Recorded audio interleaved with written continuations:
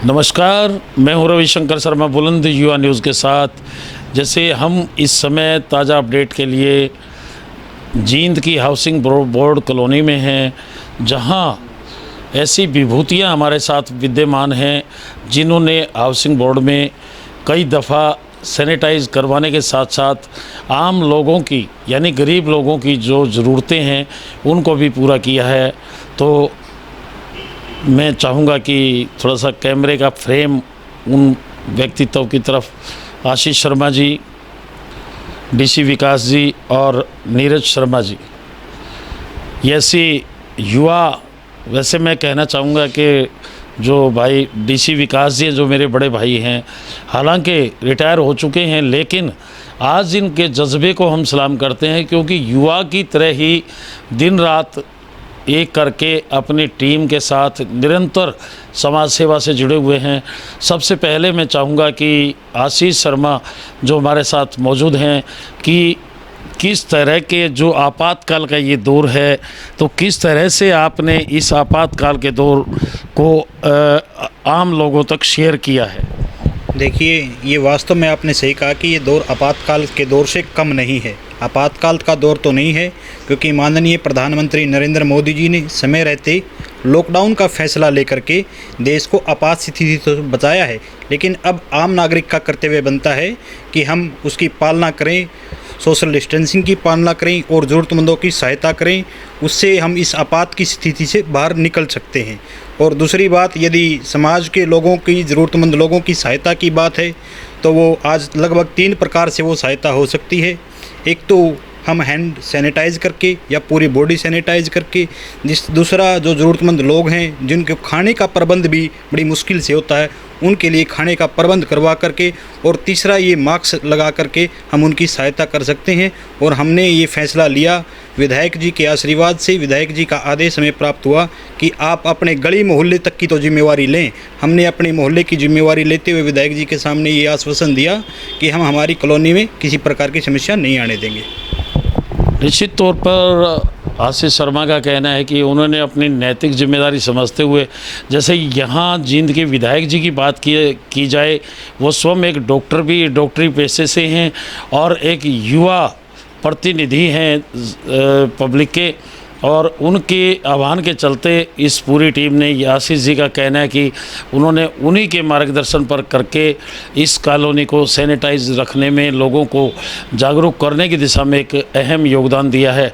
और हमारे साथ, जैसे कि मैं जिक्र कर रहा था कि डीसी विकास जी वैसे तो एक अधिकारी के पद से रिटायर हो चुके हैं, लेकिन रिटायरमेंट कुछ भी आड़े नहीं आ रही है, क्योंकि आज भी युवाओं की तरह पूरी गतिविधियों में वो शरीक होते हैं और आवाम के लिए, यानी विशेषकर युवाओं के लिए एक प्रेरणा का काम कर रहे हैं।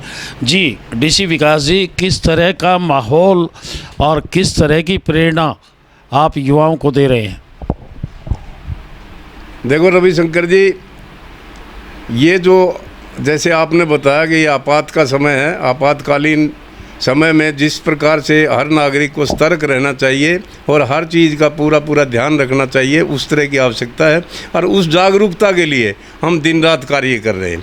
सभी को ये कह रहे हैं अपने डिस्टेंसिंग बनाए रखें और मास्क ज़रूर लगाएं और सैनिटाइजेशन का भी अपना इंतज़ाम रखें। बाहर से कोई अपने घर में आता है तो उनको सैनिटाइज करें, अपने हाथों को बार बार धोएं, दिन में साबुन से कई बार। और जहाँ जो भी ज़रूरतमंद है, सबसे पहले हमारा कर्तव्य बनता है कि हम अपने आस पड़ोस में देखें कि कोई मतलब भूखा नहीं सोने पाए, तो उसके लिए हमें जो है खाने पीने का इंतज़ाम करना चाहिए। जिनको सूखे राशन की ज़रूरत है सूखा राशन पहुँचाएँ, पके हुए भोजन की आवश्यकता उसको पका हुआ भोजन दें। उसके साथ साथ जैसे सैनिटाइजेशन का प्रोग्राम है, हमारे आशीष भाई ने पूरी कॉलोनी को 2 बार सैनिटाइज किया है। तो ऐसे इस प्रकार से हम जो है समाज में जागरूकता लाने के लिए और उनको स्वास्थ्य का ज्ञान करवाते हुए और इस महामारी से मतलब जो बचाव के लिए प्रत्येक कदम पर प्रत्येक मनुष्य से संपर्क करके हर एक नागरिक को जागरूक भी करते हैं और जिसकी जैसी सहायता की आवश्यकता है वैसी हम सहायता भी करते हैं। निश्चित तौर पर विकास जी का कहना है कि जैसे कि मतलब आज आवाम को जागरूक होने की और जैसे कि जो नॉर्म हैं इस कोरोना को भगाने के लिए सैनिटाइज अपने आप को रखें, दिन में हाथ धोएं, बार बार हाथ धोएं साबुन के साथ। और एक जो ज़रूरतमंद लोग हैं उनकी हमें बिल्कुल निपुणता से नैतिक जिम्मेदारी समझते हुए उनकी हेल्प करनी चाहिए। और हमारे साथ एक युवा साथी भी इस टीम में जो वरिष्ठ हैं, नीरज शर्मा जी मौजूद हैं, उनसे भी पूछेंगे कि आज जो जींद में स्थिति है कि जहां जीरो ग्राफ आ गया था, कोरोना मुक्त जो है ना जींद को कहा जा रहा था, ऐसे में लगातार 4-5 दिनों की हम बात करें तो आज कोरोना पॉजिटिव की जो रिपोर्ट है 15 के लगभग पहुंच गई है। ऐसे में किस तरह के आह्वान की ज़रूरत है आम लोगों में? देखिए, आपने बिल्कुल सही कहा कि जींद शहर में जो है कोरोना का जो ग्राफ है वो लगातार बढ़ता जा रहा है। लेकिन इस लगातार ग्राफ के बढ़ने की एक वजह रही है क्योंकि हमारी सरकार बहुत पहले से ही मुस्तैद है, हमारा प्रशासन भी जो है वो अच्छी तरह से अपना कार्य, अच्छी तरह से अपनी जिम्मेदारियां जो है वो निभा रहा है।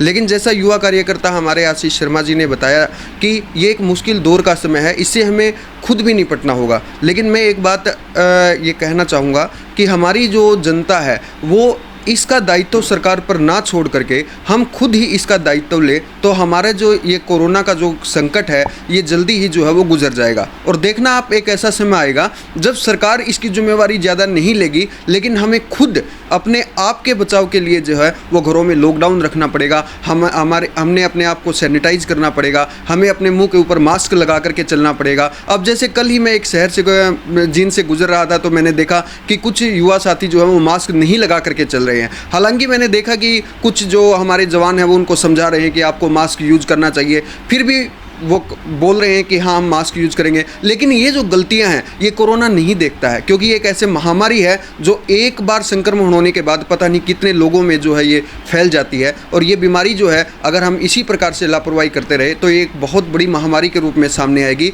लेकिन मैं भगवान से यही प्रार्थना करूँगा कि हम इसकी जिम्मेदारी अपने ऊपर लें, हम अपने आप को सैनिटाइज करें, हम दूसरे लोगों को जो हम बता सकते हैं वो भी बताएं। और जितना हम अपने आप को खुद सुधारेंगे उतना ही जो कोरोना जो है वो लगातार हमारे यहाँ से जो है वो कम होता चला जाएगा। तो इस महामारी में कोरोना के योद्धा हैं, चाहे वो स्वास्थ्य विभाग है या फिर सफाई कर्मचारी हैं या फिर पुलिसकर्मी हैं, और जो हिदायतें हमें वो संदेश के रूप में दे रहे हैं, हमें उनकी अनुपालना करनी पड़ेगी और उनका स्वागत भी करना पड़ेगा क्योंकि वो दिन रात 24 घंटे जो ड्यूटियां देकर काम कर रहे हैं वो कर रहे हैं आवाम के लिए। ताज़ा अपडेट के लिए देखते रहिए बुलंदशहर न्यूज़। नमस्कार।